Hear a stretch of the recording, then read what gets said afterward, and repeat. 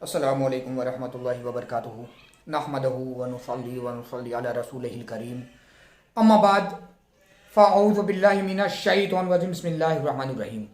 درس نمبر 387، پارہ 6، سورہ مائدہ، آیت نمبر 3۔ ترجمہ معارف القرآن۔ حرام کر دیا گیا تم پر مردار اور خون اور سور کا گوشت، اور جس پر ذبح کے وقت نامزد کیا گیا غیر خدا، اور جھٹکا اور چوٹ کھایا اور گر پڑا اور سینگ مارا، اور جس کو کسی درندہ نے کھا لیا ہو مگر ان میں سے جس کو تم نے مرنے سے پہلے ذبح کر دیا، اور جو ذبح کیا گیا بتوں کے اڈوں پر اور پاسوں کے ذریعہ بانٹنا، یہ گناہ ہے۔ آج نا امید ہو گئے جنہوں نے انکار کر دیا ہے تمہارے دین کا، تو ان کو مت ڈرو، مجھے ڈرو۔ آج میں نے کامل کر دیا تمہارے لیے تمہارے دین کو، اور تمام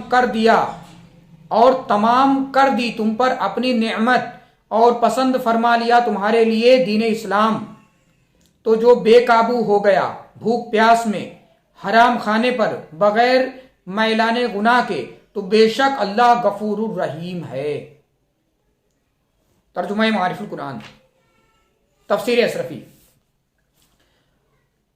حرام کر دیا گیا تم پر مردار، یعنی اس جانور کا کھانا جس کی روح بے ذبح کیے نکل گئی ہو، اور خون جو رگوں میں جاری رہتا ہے، نہ کہ جگر اور تلی کا جمع ہوا خون۔ اہل جاہلیت کی عادت تھی کہ خون کو آنتوں میں محفوظ کر لیتے تھے، پھر انہیں بھون کر کھاتے، اور کہتے کہ جو جانور ذبح کر لیا جائے تو اس سے نکلا ہوا خون حرام نہیں ہوتا، اور سور کا گوشت اپنے سب اعضاء سمیت، یعنی ہڈی چربی وغیرہ۔ سور چونکہ ناجس العین ہے، اس لیے اگر اسے ذبح بھی کر دیا جائے جب بھی اس کا گوشت ناپاک ہی رہے گا۔ دوسرے درندوں کے برعکس، اس لیے کہ دوسرے حرام جانوروں کو جب ذبح کیا جائے تو ان کا گوشت پاک ہو جاتا ہے، اگرچہ ان کا کھانا حرام ہوتا ہے، لیکن پاک ضرور ہے۔ یہی وجہ ہے کہ اگر ایسا گوشت پانی میں گر جائے تو پانی ناپاک نہیں ہوگا، بخلاف خنزیر کے گوشت کے جو ذبح کے بعد بھی ناپاک ہی رہتا ہے، اس لیے کہ وہ نجیس عین ہے۔ اس مقام پر خاص کر کے خنزیر کے گوشت کی حرمت کا ذکر اس لیے بھی ہے کہ بہت سارے کفار خنزیر کے گوشت کے بہت کھگر یعنی چاہک تھے۔ یوں بھی سور بے پناہ حریص ہونے کے ساتھ ساتھ شہوانی اشیاء کی بہت رغبت رکھتا ہے، اور اس کی بے غیرتی کا عالم یہ ہے کہ اگر وہ اپنی مادہ پر کسی دوسرے سور کو چڑھا ہوا دیکھتا ہے تو اس سے کچھ تعرض نہیں کرتا۔ انہی وضوع کے پیش نظر انسان پر لازم ہے کہ اس کے کھانے سے پرہیز کرے، تاکہ اس کی عادتوں خصائل اس میں پیدا نہ ہو جائے۔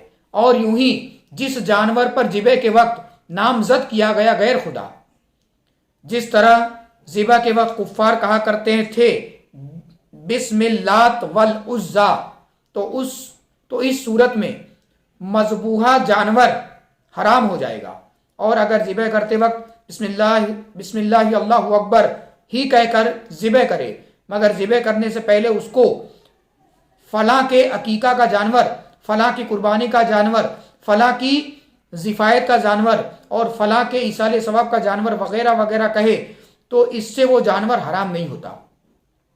بلکہ اگر بالفرض کفاروں نے کسی جانور کو بتوں کے نام پر جوڑ دیا ہو، اس کو بھی اگر کوئی مسلمان بسم اللہ اللہ اکبر کہہ کر ذبح کرے تو اس کا بھی گوشت کھانا حرام نہیں ہوگا۔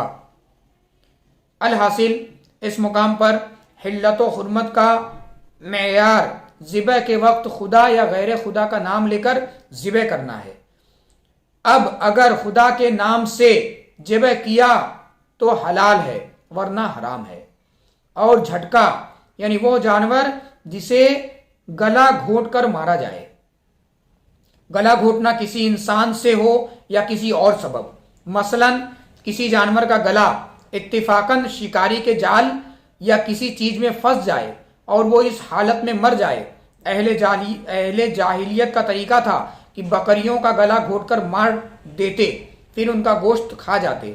क्योंकि गला घोटा हुआ जानवर मुर्दार की एक किस्म है, इसलिए कि जिस तरह मुर्दार की रूह निकल जाने के बाद खून नहीं बहता, इसी तरह उसका खून भी नहीं बहता।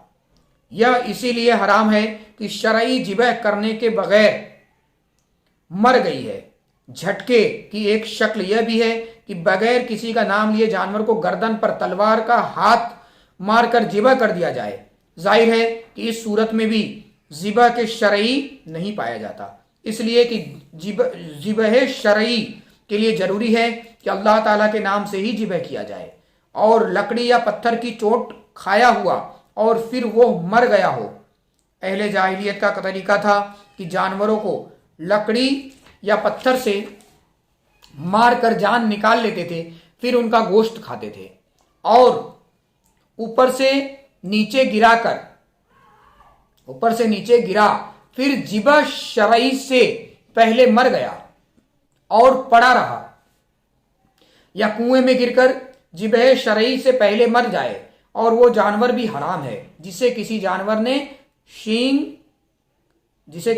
ने सींग मारा हो और वो मर गया हो।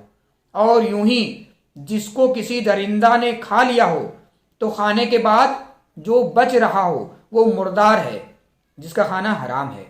अहले जाहिलियत ऐसे जानवरों को भी खा जाते थे। अलगरज जो शिकार दरिंदे मारे उसका खाना हराम है, मगर उनमें से जिसको तुमने मरने से पहले जिबह कर लिया, यानी दरिंदे ने जिस जानवर पर हमला किया उसके मरने से पहले तुम्हें उस पर काबू मिल गया और फिर उसमें जान बाकी रहने की हालत में उसको जिबह कर दिया, तो वो तुम्हारे लिए हलाल है। जान बाकी रहने की अलामत यह है कि उसमें जिबह करते वक्त हरकतो इस्तिराब पाया जाए, इस कदर भी कि अपनी आंखें फेरे या अपनी दुम हिलाए। और ऐसे ही वो जानवर भी हराम है जो जिबह किया गया बुतों के अड्डों पर, यानी जो बातिल माबूद के निशान पर पहुंच गया हो। वो 360 पत्थर थे बैतुल हराम के गिर्द के अहले जाहिलियत उन पत्थरों की ताजीम किया करते थे और उन पर कुर्बानी किया करते थे, और उनमें से बाज पत्थरों को जिन्हें नुसुब कहा जाता है अपने मजबूहा जानवरों के खून से लथपथ कर देते और कुछ गोश्त भी उस पर रख छोड़ते थे। इसको वो कुर्बे इलाही समझते थे। दौरान दर्स पढ़ने में किसी तरह की कोई लफ्ज़, कोई खता, कोई गलती हुई हो तो मैं अल्लाह रब्बुल इज़्ज़त की बारगाह में तौबा करता हूँ, मुआफ़ी मांगता हूँ। अल्लाह रब्बुल इज़्ज़त कबूल फरमाए। सल्लु अलल हबीब सल्लल्लाहु ताला अला मुहम्मद सल्लल्लाहु अलैहि वसल्लम।